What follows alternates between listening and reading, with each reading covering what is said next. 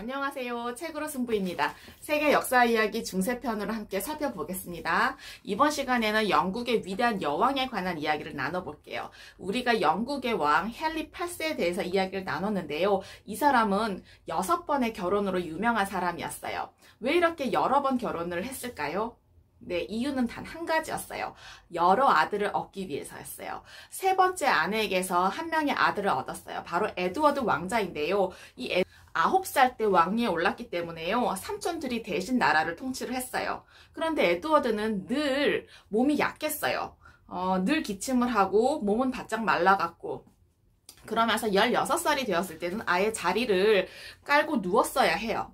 그래서 의사들이 온갖 치료를 다 해봤어요. 거머리를 에드워드 몸에 붙여서 피를 빨아먹게도 해봤고요. 거미를 산채로 통째로 삼키게도 해봤어요. 그런데도 곧 죽을 거라고 생각을 했던 거죠. 그러면 국왕이 죽게 되면은 그 다음에는 누가 나라를 다스릴 수 있을까? 에드워드에게는요, 남자 형제는 없고 2명의 누나만 있었던 거예요. 바로 그 누나, 첫 번째 누나인 메리. 메리는 헨리 8세와 스페인 왕국의 공주인 캐서린 사이에서 태어난 공주였어요. 그리고 두 번째 누나는요, 엘리자베스였는데 참형을 당한 엠블린과 헨리 8세 사이에서 난 딸이었죠. 영국에서는요, 아직 여자가 왕위에 올랐던 적이 한 번도 없었어요. 그러다 보니까 어떻게 해야 될지 많은 고민을 했는데 결국엔 두 공주 중에 한 사람이 국왕이 되어야 할 상황이었던 거죠. 그래서 두 공주 중에 누가 왕위에 오를 것인가를 놓고 토론을 하다가 첫 번째 공주인 메리를 지지하는 사람들이 이긴 거예요. 그래서 메리가 영국 최초의 여왕이 되었습니다. 메리는요, 말을 타고 런던 시가지를 지나서 런던 탑으로 가서 왕관을 썼어요. 그리고 어린 동생 엘리자베스는요, 언니 앞에 무릎을 꿇고 새 여왕에게 충성을 바치겠노라 맹세를 했어요. 엘리자베스는요, 언니에 대해서 어떻게든지 좋은 말만 하려고 늘 신경을 썼어요. 그러면서 언니 앞에서는 늘 사근사근하게 굴고 자신을 낮추었다고 해요. 왜냐하면 엘리자베스는요, 겁에 질려 있었거든요. 언니와 사이가 좋았던 적은 한 번도 없었는데 언니로부터 죽임을 당하지 않을까 늘 두려웠던 모양이에요. 네, 메리는 태어나자마자 웨일스 공주라고 하는 왕위 계승자로 선포되었어요. 그러니까 여왕이 될 사람으로 대접을 받았는데요. 그러다 보니까 160명의 하인을 거느리고 대저택에서 살면서 아주 귀한 대접을 받았어요. 하인들이 운반하는 우단 가마를 탔고요. 특별하게 만든 집 모양의 장식 아래에서 식사를 한 거죠. 가는 곳마다 공주님으로 대우를 받을 수가 있었어요. 그런데 헨리 8세가 엠블린과 결혼을 해서 엘리자베스를 낳았잖아요. 그 순간에 헨리 8세는 이제 메리가 아니라 엘리자베스를 웨일스 공주로 선포를 한 거예요.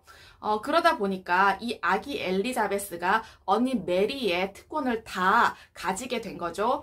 엘리자베스가 우단 가마를 타고 나들이를 하고 엄청나게 많은 하인들로부터 시중을 받았던 거예요.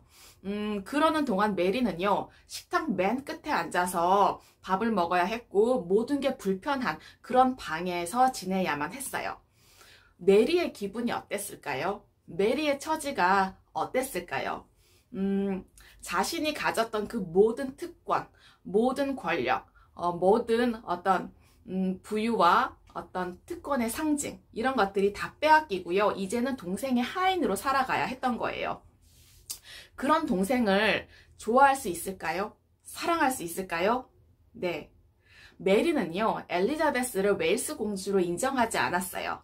그러면서 아버지에게 이렇게 대들었어요. 그 자리는 내 것이에요. 이렇게 대들었는데요. 아버지는 들은 척도 하지 않았다고 해요. 결국에 엘리자베스는요, 웨일스 공주가 되었고 메리는 동생의 하녀가 되었다는 그 사실만 더 확실해진 거예요. 그런데 몇 년 뒤에요, 이 엘리자베스도 메리와 똑같은 처지가 된 거죠. 왜냐? 에드워드 왕자가 태어났거든요. 이제 에드워드 왕자는요, 왕위 계승자였어요. 그러다 보니까 엘리자베스에게 갔던 그 모든 특권과 모든 국왕의 상징들이요, 남동생에게 다 갔던 거죠. 그래서 엘리자베스는 왕궁에서 멀리 떨어진 허름한 집에서 살게 되었는데요. 엘리자베스의 하녀가 이렇게 편지를 보냈대요. 어린 소녀가 먹고 살기에 생활비가 턱없이 모자라고 잠옷이나 수건 같은 것은 하나도 변변한 게 없습니다. 이렇게 국왕에게 편지를 보냈다고 합니다. 네, 엘리자베스도 메리와 같은 처지가 됐잖아요. 그래서 메리는 엘리자베스를 동정하긴 했지만 그래도 자신의 지위를 빼앗아간 장본인이었기 때문에 결코 용서할 수가 없었던 모양이에요. 그러다 보니까 메리가 여왕이 되었을 때 엘리자베스는요, 왕위 계승자가 되었던 적이 없었노라 라고 선포를 해버렸대요. 그러면서 모반을 꾀했다. 자신의 왕권을 강탈하려고 했었다는 어떤 혐의를 씌워서 엘리자베스를 런던 탑에 가두었다고 해요. 너무나 갑작스럽게 병사들이 들이닥치고 엘리자베스를 붙잡아 가려고 하니 엘리자베스는 이렇게 울면서 외쳤대요. 잠깐만요. 언니한테 편지를 쓸 시간을 주세요.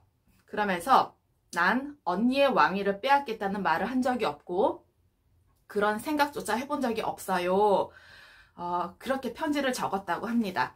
엘리자베스가 몇 달 동안 런던탑에 갇혀 있었는데 날이 밝을 때마다 사형장에 끌려가서 죽을 것이라는 생각을 했대요. 그런데 메리가 동생이 모반을 꾀했다, 왕위를 강탈하려고 했다는 그 증거를 아무리 해도 찾을 수가 없었어요. 그러다 보니까 동생을 풀어주고 어느 시골에 허름한 집에 가서 살도록 했는데요. 늘 하인과 병사들로부터 감시를 시켰던 거예요. 그러면서 메리 여왕의 특별한 허가가 없이는 외출할 수도 없었던 거죠. 그런데 이제 몇 년이 지난 어느 날에 엘리자베스가 집 근처 나무 밑에서 그리스어로 적혀 있는 성경책을 읽고 있었어요. 그런데 멀리서 말발굽 소리가 오더니만은 갑자기 왕실의 깃발을 펄럭이면서 그 전령이 오고 있었던 거예요. 드디어 엘리자베스는 내가 죽을 때가 왔구나, 여왕의 명령이 떨어졌구나, 이렇게 생각을 했는데요. 그 전령은요, 엘리자베스 앞에 와서 무릎을 꿇고 앉았대요. 그러면서 하는 얘기가, 메리 여왕이 돌아가셨습니다. 이젠 당신이 영국의 여왕이 되셨습니다. 여왕 폐하께 신의 가호가 계시기를, 이렇게 이야기를 했습니다. 네, 엘리자베스는요, 이제 영국의 국왕이 되었어요. 메리 여왕이 죽었다는 소식을 들은 영국의 백성들은 길거리로 뛰어나와서 노래를 하고 춤을 췄다고 해요. 왜냐면 메리는 백성들로부터 원망을 많이 드는 국왕이었거든요. 아버지 헨리 8세가 영국에서 내쳤던 그 가톨릭 신앙을 찾으려고 애를 썼어요. 그래서 백성들에게 가톨릭 교회로 돌아오겠다는 서약을 쓰게 했는데 그것을 거부한 사람들 300명의 남자 여자들을요, 화형에 처해버렸다고 해요. 그래서 백성들은요, 그런 잔인한 여왕인 메리를요, 블러디 메리, 피투성이 메리, 이렇게 불렀다고 합니다. 엘리자베스가 1000명의 신하들을 이끌고 거느리고 런던시에 들어섰을 때 수많은 사람들이 길 양쪽을 메우면서 만세를 불렀다고 해요. 왕궁에 도착한 엘리자베스는요, 메리 여왕의 시종들과 그들 측근들을 모두 물리쳐냈어요. 그리고 성대한 대관식을 준비를 했죠. 금으로 짠 천을 덮은 가마를 타고요, 런던에서 가장 큰 교회인 웨스트민스터 사원, 여기로 갔어요. 금실로 짠 가운을 입고 가장자리에 쪽제비 가죽을 댄 우단 케이프, 그러니까 망토를 걸치고요, 루비와 진주를 섞어 만든 묵직한 목걸이를 하고, 그리고 순금으로 만든 묵직한 왕관을 머리에 썼어요. 그리고 십자가와 홀, 이런 것들이 박혀 있는 반지, 아주 특별한 반지를 끼면서 그녀가 군주임을 확인할 수 있게 된 거죠. 바로 영국의 여왕 엘리자베스 1세가 된 거예요. 45년 동안 왕위에 있으면서요, 엘리자베스 시대라고 하는 그 시기는요, 어떤 영국의 시기보다 강하고 태평하고 부유했던 시기예요.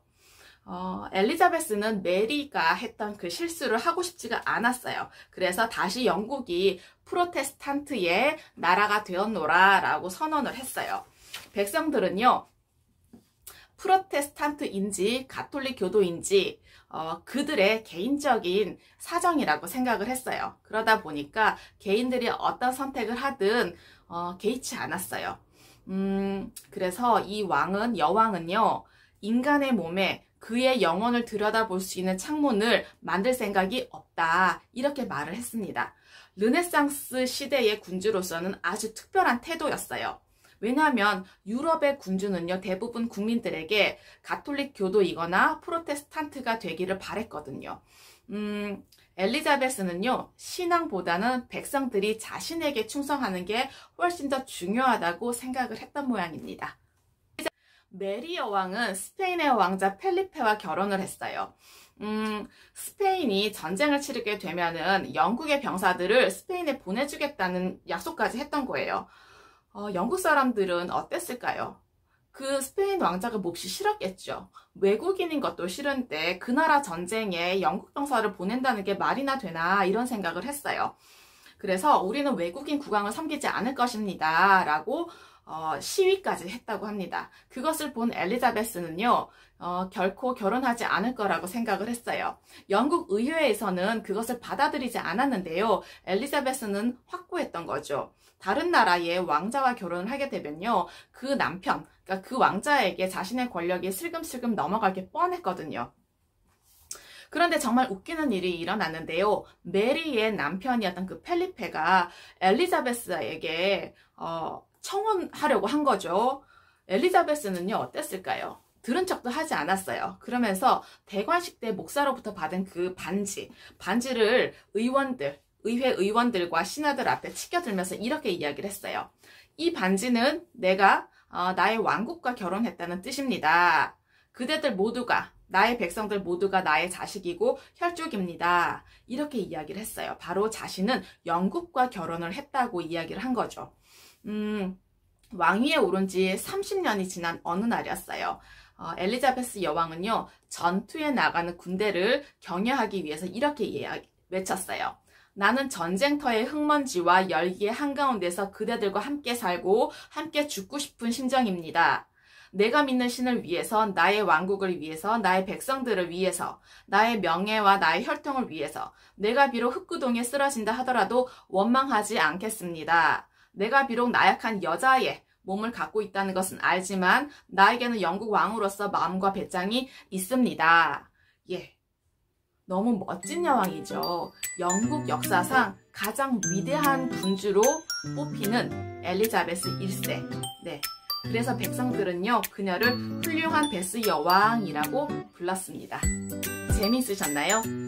과거의 지혜와 지식을 통해서 현재와 미래의 삶이 좀 더 풍성하고 의미 있기를 기원합니다. 감사합니다.